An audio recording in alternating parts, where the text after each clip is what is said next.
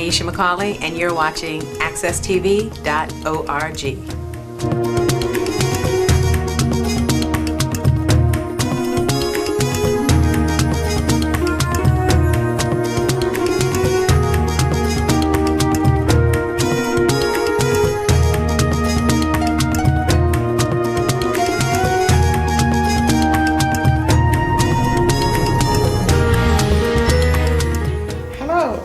This is Miss Cleo again, back with you, and I'm very happy to be here today with a guest.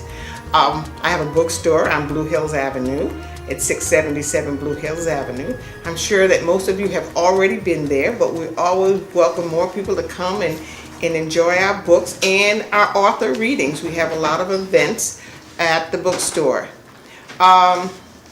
This morning we have Deborah Pegues with us, and she wrote the book 30 Days to Taming Your Tongue, and I think that that's a very intriguing title, because taming your tongue, what does she mean by that? You mean I can't talk? I had all kinds of comments about what does 30 Days to Taming Your Tongue means, and now she's going to explain to us about the book and why she wrote it and how it is going to help us tame our tongues.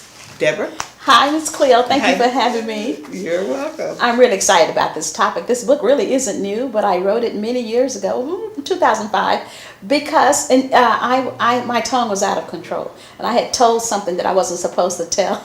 I didn't really violate a secret, but I felt so bad about it because I kind of I guess you could call it a betrayal. A friend told me something in confidence, and I said, and so it got back to her, but I was really trying to help her, and she knew I was trying to bail her out, so we're still good friends today.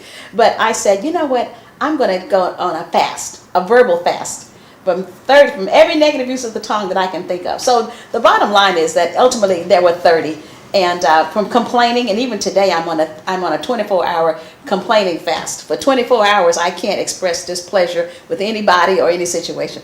Now that's hard. I was just going to say that's very difficult because we constantly complain, even when we don't realize we're complaining. And when we don't want to complain, it's contagious. You know, you can be in the bank or something, and the line is long, and the person in front of you or 2 or 3 people start to talk about, oh, this is so slow. And then you start chiming in. So I'm just being conscious of the fact that we can use our tongues to build or we can tear down, or to advance our ball down the court, or to get us in reverse on where we're trying to go, especially in our personal relationships.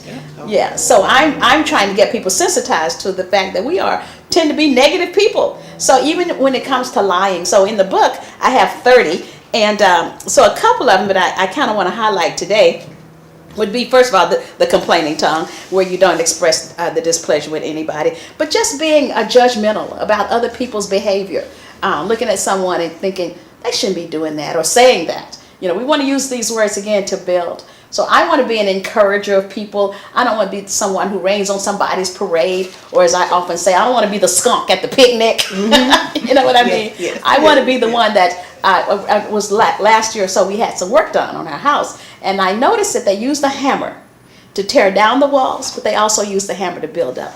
And I thought, you know, words are like a hammer.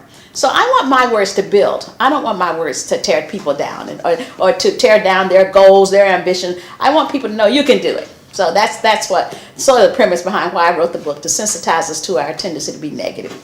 Oh, that is wonderful.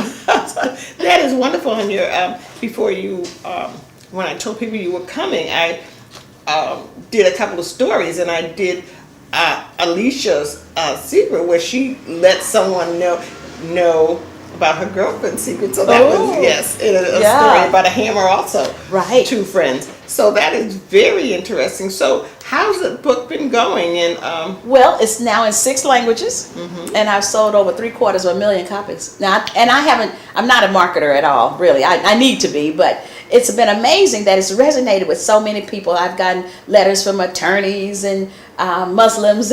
Oh, really? Oh, yeah, and it's based on biblical principles. That's the thing. It's not a preachy book, but I use scriptures many times to solidify the principles, and people don't mind. You know, and as you know, I did a show this morning on Fox TV, and on this book, and things you shouldn't say to your boss, or so there are all kinds of things you should or should not do and say, because again, the words, I say that words are like the vehicle that gets our communication across, but the tongue is the driver. So we can choose how we use this little member called the tongue. We also have to learn how to do that, because many of us really don't know how to tame our tongues, or what the appropriate thing to say. You know, we something comes to our head, it comes out of our mouth, and before we can think whether it is appropriate or whether it's going to hurt somebody, and that's something. It's not that the person wants to be mean. That's the only way they can. I'm glad you said that, because Communicate. I just had an aha moment when you were saying that, because I met somebody on a bus recently on a little shuttle from when I got back to Los Angeles and was going to the parking lot, and the lady was just not personable, but she was just mean, and then I don't think she meant to be, because ultimately when she was being mean to everybody and wouldn't take us to our designated spot, I realized that lady hadn't been trained. And she admitted that she hadn't been trained how to do the job. And I thought, and that's probably her insecurity causing her to be mean to us. She's trying to hide it behind, her actions. But truth of the matter, she was insecure about the job. She didn't really know what to do. And I thought, this is learned behavior. And that's the other reason why I wrote the other book, Confronting Without Offending, so that people can learn how to confront someone, to say, your behavior is having a negative impact on me, and I need it to change, without getting up in their face. Or even using profanity, which is one of the uses of the tongue. I encourage people to stop using profanity and get a more direct and more powerful way to communicate. I wish some of the people who walk around the bookstore downstairs in some of their conversations could hear you now. Do you think that someone who uses that language, and who have been using the language that they've been using for years, all of their life, yes, that you could help them change that behavior? Absolutely. And have a different way of approaching, because you get angry, then you do something you feel you're sorry for, and then you have to get punished for whatever you have done. And so I think this would be wonderful for that. Well, I've actually used the book for the Los Angeles Police Department, Police Commission, taught seminars on how to manage the conflicts. And it's so easy when you seek first to understand. And so I tell people, first of all, learn the power of just being calm. And it's important to confront issues. I don't believe in keeping quiet for peace sake, because we're at opposite ends of the spectrum. There are people who blow up at the slightest thing. Then there are people who just push it all down. They don't say anything. They just keep quiet because they don't want to rock the boat. They don't want an argument. And that's not healthy.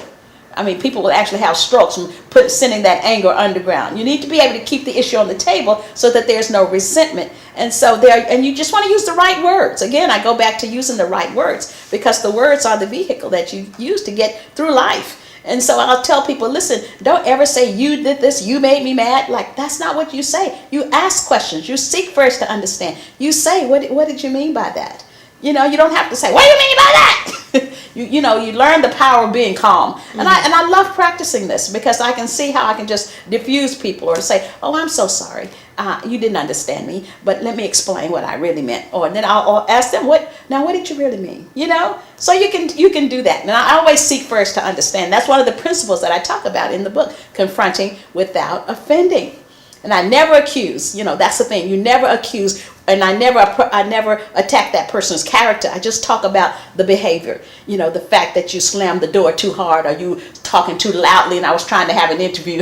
Anything like that. Because we're going to be offended all day long. We have opportunities to be offended by people. And so that's a reality. And so you got to say, well, you know what? I'm not going to let this deter my relationships. I'm not going to let it cut me off from people. I'm just going to learn how to work through that.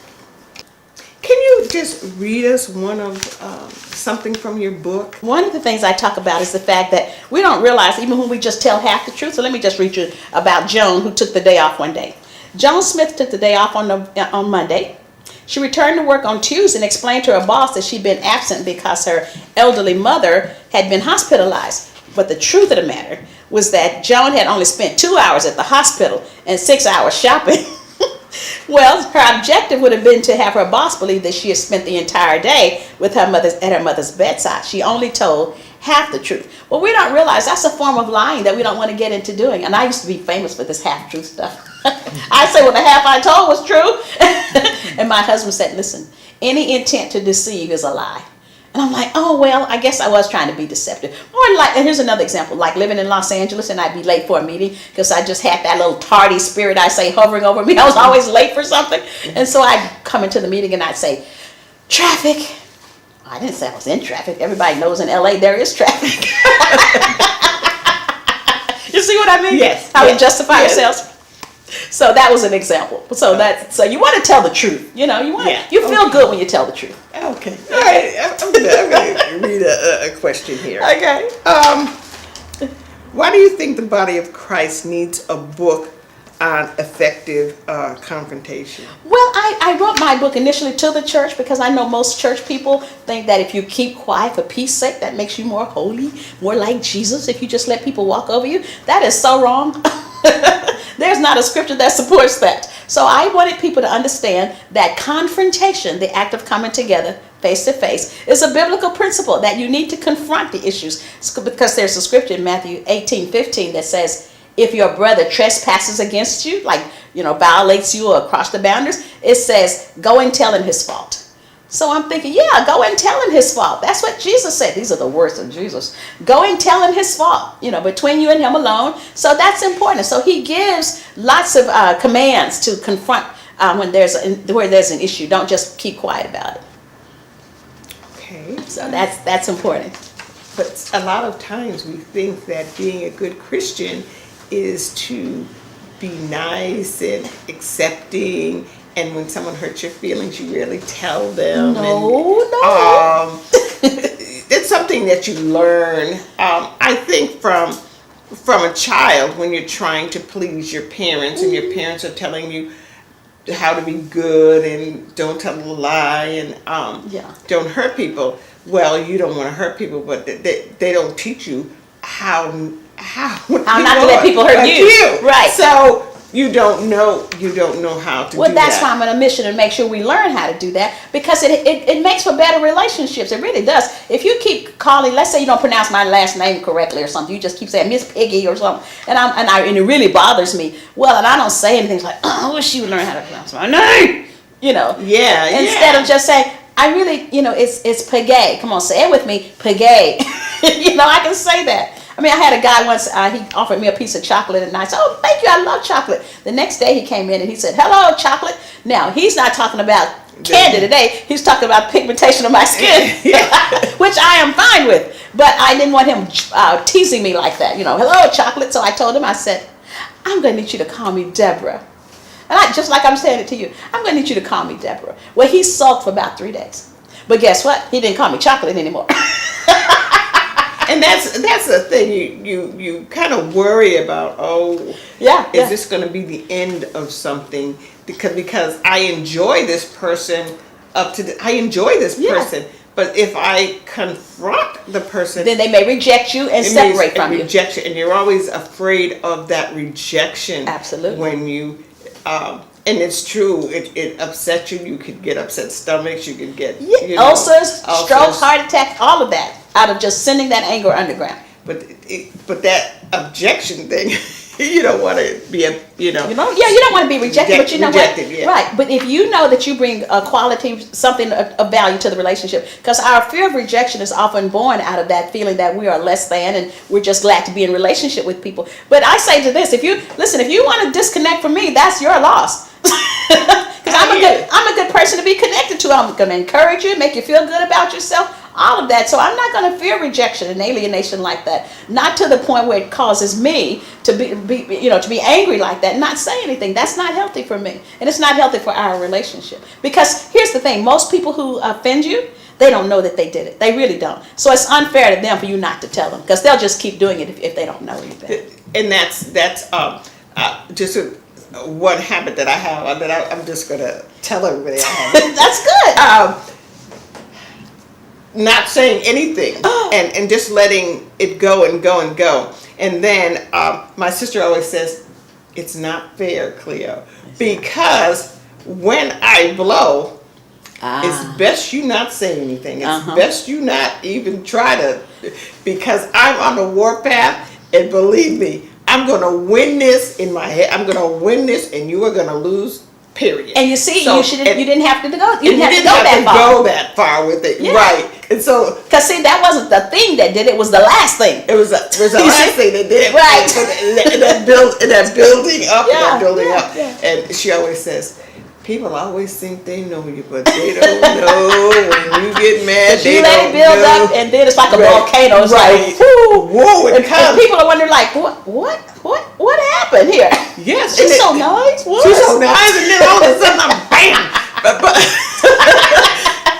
But my son, as an adult, and we have to think about our children. We do all this exploding. Yes. And I never knew that it bothered my children when I exploded, and so I didn't know until he was a grown man, and then I felt terrible because I didn't have to do that. And you taught him.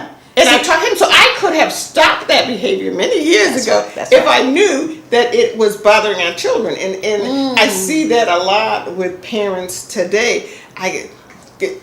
They'll say, "Why are my children like that?" And I'm saying, "Are you kidding? Model You're it. like that." So we have to watch it with our children. I'm so very careful with my grandchildren. Very good.